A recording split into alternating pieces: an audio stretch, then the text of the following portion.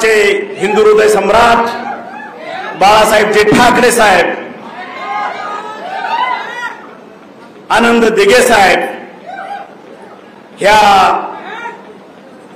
महाराष्ट्राची कुलस्वामिनी आई तुळजाभवानी, ह्या बार्शीचं किंवा तमाम महाराष्ट्राचं आराध्य दैवत भगवंत, ह्या व्यासपीठावर उपस्थित असलेले महाराष्ट्र राज्याचे लाडके उपमुख्यमंत्री देवेंद्रजी फडणवीस साहेब, उपस्थित असलेले राज्यसभेचे खासदार गोपचडे साहेब, त्या ठिकाणी उपस्थित असलेले ज्यांना आपण 7 मे नंतर खासदारकीची माळ गळ्यात घालणार आहोत, त्या आमच्या अर्चनाताई उमेदवार, आमचे आमदार राणा जगजितसिंह पाटील, माझे थोरले बंधू बार्शीचे आमदार राजाभाऊ राऊत, या ठिकाणी उपस्थित असलेले आमच्या बार्शी नगर परिषदेचे सर्व नगरसेवक, आमचे सुनील मालक, या ठिकाणी उपस्थित असलेले आमचे मिरगणे साहेब आणि आमचे ज्यांची नावं आता घेणं शक्य नाही असे आमचे सर्व सहकारी, आणि हे सगळं असताना ज्याच्यासाठी आपण इथं जमलो, ज्यांच्यासाठी आपण ह्या गोष्टीचा उपभोग करत असतो, ह्या ठिकाणी जमलेला माझा मतदार बंधू भगिनो, शेतकरी बंधू भगिनो, पत्रकार, सांगण्याजोगं बरंच आहे. मला तरी वाटतं आमच्या ताईने मला फारसं बोलता येत नाही, मला फारसं बोलता येत नाही, मला फारसं सांगता येत नाही, मला भाषण करू लावू नका असं म्हटले. मला वाटतं ह्या धाराशिव जिल्हा लोकसभा मतदारसंघातला A to Z पॉइंट त्यांनी एकही चिठ्ठी समोर न घेता तुमच्या पुढे त्याचा पाडा वाचून दाखवलेला आहे, आणि त्याच्यामुळं मी माझ्या ताईचं आपल्या संपूर्ण बार्शीकरातर्फे अभिनंदन करतो, त्यांना धन्यवाद देतो. कारण परिस्थितीचं भान असणं, समस्येचं भान असणं हे गोष्ट वेगळी, आणि कुठंतरी भावनिक होऊन आणि समोरच्या व्यक्तींना भावनिक करून मतदान घेणं वेगळं. ह्याच्यामधला हा फरक कदाचित 2 उमेदवारातला फरक तुम्हाला आजच ह्या व्यासपीठावर न दिसलेला आहे. विकास विकासाच्या पद्धतीनं चालतो, भावना भावनेच्या पद्धतीने चालतो. मी मागेही म्हटलं होतं 2019ला आम्ही कडवट शिवसैनिक आहोत आणि राहणारच आहोत, आणि कडवट शिवसैनिक कधीही कुठल्या सत्तेपुढं, कुठल्या आमिषापुढं झुकलेला नाही आणि झुकतही नाही, ही वस्तुस्थिती आहे.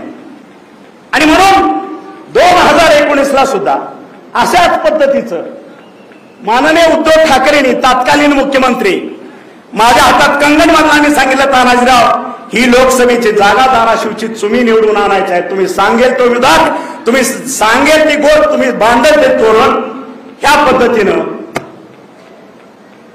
मागचा मी माझीच म्हणेन आज माझी खासदार तुमच्या सगळ्या साक्षीनं आपण त्यांना निवडून आणलं, विकासासाठी निवडून आणलं, मोदींच्या साठी निवडून आणलं. भारतात आपल्या सत्तेत आपला ह्या ठिकाणचा लोकप्रतिनिधी असावा या भूमिकेतनं आपण निवडून आणलं. आणि तुम्ही बघितलं असेल 2009 पासून आजपर्यंत, आता कधी पुढच्या आठवड्यात 2 दिवसांना 4 दिवसांनी येतील, सुरुवात इथनच असेल, माझा बाप मारला, माझा बाप मारला, माझा बाप मारला, माझा बाप मारला. आला का काय हे माझा बाप मारला काय हे? 2009 15 वर्ष झाली, आणि आपल्या मराठी भाषेत आपल्या पेरण्या असल्या काय झालं तर आपण म्हणतो मडपीक आपण एकदाच घेतो. मडपीक एकदाच असतं की नाही का? 15-20 वर्ष म्हातारा झाला तरी मडपिकावर जगायचं, ही कुठली पद्धत आहे? ज्यावेळेस भावनेच्या आहारी जाऊन लोकांनी तुला एक आमदार केला, तुला निवडून दिलं, त्याच जनतेनं 2014ला तुला घरी बसवला, तुझा भावनेचा उद्रेक तुझं जे असेल ते संपवलं, आणि त्या 2009च्या माझा बाप मारला असं करत 2024 पर्यंत माझ्या तमाम 20 लाख जनतेचा तू बाप मारायला निघाला. ना रुपड्याचा विकास, ना रुपड्याची पावती, ना रुपड्याची कुणाला मदत. ही काय पद्धत आहे? म्हणून भावनेच्या आहारी जाणारा हा मतदारसंघ नाही. याचं कारण असं आहे, आतापर्यंत हा दुष्काळी भाग आहे आणि साहेब सोलापूर जिल्हा सुद्धा उजनी होईपर्यंत दुष्काळी भागच होता. आहे अजूनही काही भाग, आणि जो भाग दुष्काळी असतो, ज्या दुष्काळी भागामध्ये जी जनता राहते, ज्यांच्या पोटामध्ये आग असते, त्याच्या डोक्यामध्ये राख असते, हे कोणी विसरायचं नाही. कारण तो मतदार असेल, तो युवक असेल, कुठल्याही टोकाला जाऊन आपला विकास असेल किंवा आपल्या हक्काचं काय असेल तो हिसकावून घेतल्याशिवाय स्वस्त बसत नाही. हे त्याचं उदाहरण. आणि म्हणून ह्या ठिकाणी फक्त आता विकासाची भाषा चालते, भावनिक नाही, विकास आणि विकास. आणि साहेब तुम्ही बघितलं असेल 2019ला हिंदुत्वाची नाळ तोडून विकासाची नाळ तोडून महाराष्ट्र ज्या प्रगती पथावर चाललेला होता त्याला कुठेतरी खीळ बसून जे तत्कालीन मुख्यमंत्र्यांनी, तत्कालीन शिवसेना प्रमुखांनी जो निर्णय घेतला त्याला उलटून टाकायचं काम सुद्धा ह्या धाराशिव जिल्ह्यातनं सुरुवात झाली. त्याचे साक्षीदार आणि त्याचे मार्गदर्शक आपण आहात, हा संपूर्ण महाराष्ट्र जाणतो. सुरुवात इथून झाली, धाराशिव जिल्ह्यातनं सुरुवात झाली त्या गोष्टीची. आणि तुम्ही बघितलं असेल 2022ला खऱ्या अर्थानं स्थित्यंतर झालं आपलं सरकार बदल आणि परत विकासाची गंगा त्या जोमानं, त्या ताकदीनं परत सुरू झाली. आज आपल्या मुख्यमंत्री एकनाथजीभाई शिंदे आणि आमचे दोन उपमुख्यमंत्री देवेंद्रजी आणि आमच्या अजितदादा यांच्या मार्गदर्शनाखाली अतिशय चांगल्या पद्धतीनं सरकार चाललंय. कधी हे आकडे केले होते, राजाभाऊने आकडे सांगितले, आता त्या आकड्यात मी परत जात नाही. 1000 कोटीचे आकडे कधी ऐकले होते का विकासाचे? आजही आपला भाग जिरायती म्हणून ओळखला जातो, जिरायती म्हणून ओळखला जातो. ज्यांनी साखर कारखाने काढायचे नाटकं केली त्यांनी त्याची दारं कधीच बंद करून टाकली. आज संतनात सुद्धा मिरगले साहेबांना माहित आहे, चालू करण्याचं व्रत मी घेतलं होतं, काही अडचणी आल्या तो थांबला. हा संतनात जर तुमची सगळ्यांची साथ असेल, देवेंद्रचा मला आशीर्वाद आहे, शासनाचा आशीर्वाद आहे, सगळ्यांची साथ असेल तर याच्या 6 महिन्यामध्ये, वर्षामध्ये संतनात सुद्धा आपण चालू करू शकतो. हे तुमच्या ताकदीवर चालू करू शकतो. कुणाचा माईका लाल त्या ठिकाणी अडवा येणार नाही, तो कारखाना चालू करणार नाही. कारण सर्वसामान्य जवळपास 9 तालुक्याची अस्मिता असलेला तो संतनाथ कारखाना आहे. प्रत्येक आज या ठिकाणी शेतकऱ्याचे सभासदाचे पैसे त्या ठिकाणी अडकलेले ही वस्तुस्थिती आहे. आणि म्हणून धाराशिव जिल्ह्यामध्ये ज्यांनी भंगार विकायचं धोरण घेतलं, भंगार विक्या हे नाव आहे सगळीकडं, वास्तव आहे. तेरण्याच्या माध्यमातून मी बघितलं, तेरण्यामध्ये त्या जमिनीखाली पुरलेल्या केबल सुद्धा ह्या भंगार चोरांना विकलेले. ही वस्तुस्थिती आहे, जाऊन बघा. आणि आज त्या कारखान्याचं वैभव काय आहे हेही आपण जाऊ बघा. आणि त्या कारखान्याचं वैभव पुनर्स्थापित करण्यासाठी सत्तेत नसताना, त्यावेळेस आपण सत्तेत नव्हतो, आपण फक्त आमदार होतो, अंदर की बात बता रहा हूं, अंदर की बात. त्यावेळेस बँकेनं गायावाय करून शेवटच्या टोकाला मला टेंडर भरायला लावलं. विनंती केल्यानंतर मी टेंडर भरलं. टेंडर भरल्यानंतर हे काळू लातूरच्या राजाकडे गेले, त्यांना त्याचं दार केलं आणि त्या ठिकाणी पाय घालून ते बंद पडायचा कार्यक्रम केला. आणि त्यावेळेस सुद्धा विरोधात असताना सुद्धा आज पहिल्यांदा ह्या व्यासपीठावर नाव डिस्क्लोज करतोय मी.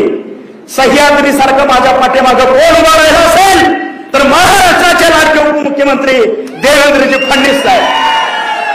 खऱ्या अर्थाने त्यांनी मला ताकद दिली आणि 3-4 सत्तांतर झाल्यानंतर 2 ते 3 महिन्यामध्ये त्या कारखान्याचं पोझिशन त्यांनी स्वतःच्या हस्ते मला त्या ठिकाणी दिली.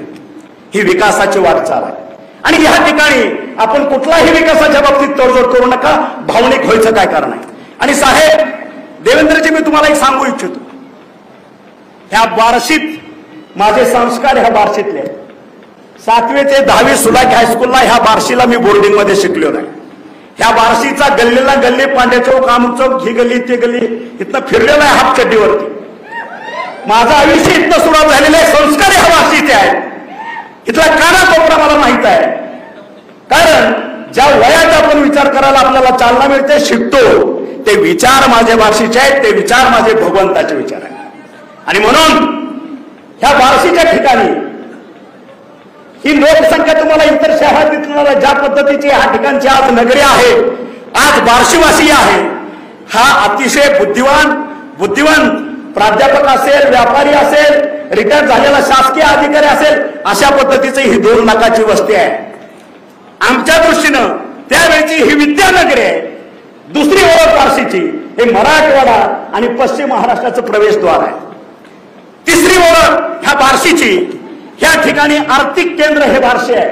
आसपासच्या 2 जिल्ह्यात धाराशिव जिल्हा असेल आणि सोलापूर जिल्हा असेल, जर पूर्वेकडचा भाग असेल त्या ठिकाणचं अर्थकारण ह्या बार्शीमधून होतं. आणि म्हणून जुनी बार्शीची ओळख काय असेल? तमाशाचा असेल, फडाचा असेल, गजरा बांधायचा असेल, ती ओळख संपलेली आहे. आता विकासाचं पर्व सुरू झालेलं आहे, विकासाची गंगा वाहणार आहे. आणि म्हणून 2019ला माननीय देवेंद्रजींनी मुख्यमंत्री असताना त्यावेळेस आपल्या उजनीतनं जेवढ कोकणातनं पाणी मिरगावांवरून आपल्या संपूर्ण मराठवाड्याला पाणी आणायचं होतं 7 TMC, तो प्रोजेक्ट मंजूर करून दिला, त्याचं चाल करून दिली. जलयुक्त शिवारसारखी मोठी योजना राबवली. त्या काळात शेवटचे 4 महिने मी कॅबिनेट मंत्री होतो, देवेंद्रजीच्या हाताखाली काम केलं. त्यावेळेचा माझ्याकडे अहवाल आहे, जलयुक्त शिवारामुळे मराठवाड्यातल्या जमिनीचं 4.5 मीटरनं वॉटर टेबल वाढलेलं होतं. आणि जसं सरकार बदललं, सत्तांतर झालं, इमिजिएट अशा शेतकऱ्यांच्या हिताच्या, सर्वसामान्य माणसाच्या हिताच्या योजना त्यांनी बंद पाडल्या.